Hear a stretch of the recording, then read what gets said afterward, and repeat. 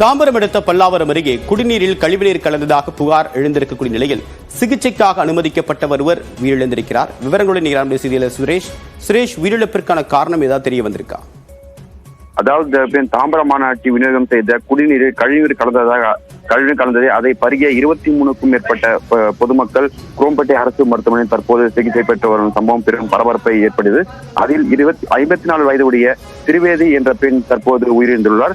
மேலும் ஒருவர் தீவிர சிகிச்சைக்காக சென்னை ராஜீவ்காந்தி அரசு மருத்துவமனை சிகிச்சைக்காக தற்போது அனுப்பப்பட்டுள்ளார்.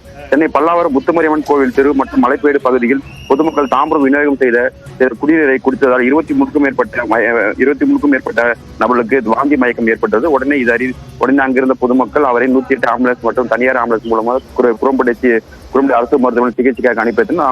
அங்கு தற்போது அனைவருக்கும் தீவிர சிகிச்சை அளிக்கப்பட்டு வருகிறது.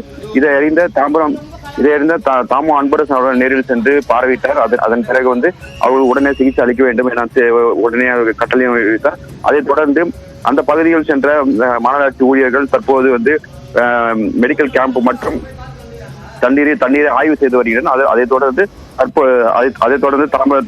தாமோ அன்பரசன் அந்த பாதிக்கப்பட்ட இடங்களில் நேரில் சென்று ஆய்வு மேற்கொண்டு வருகிறார். இந்த சம்பவம் பெரும் பரபரப்பை ஏற்பட்டு சமீபத்தில் பெய்த மழையின் காரணமாக பல இடங்களில் இதே போன்று மழைநீருடன் கழிவுநீர் கலந்து பொதுமக்கள் அவதிப்பட்டு வருகின்றனர். இதை முன்பே தாம்பரம் மாநகராட்சி மற்றும் எம்எல்ஏ அவர்கள் ஆய்வு செய்து அந்த இதில் சுத்தம் செய்து மற்றும் பணியில் ஈடுபட்டு வேண்டும். இந்த மாநகராட்சி மற்றும் எம்எல்ஏ சரியான தன் வேலையை செய்யாதனால இந்த சம்பவம் பெரும் பரபரப்பை ஏற்படுத்தியுள்ளது. உங்களுடைய விரிவான தகவலுக்கு நன்றி சுரேஷ்.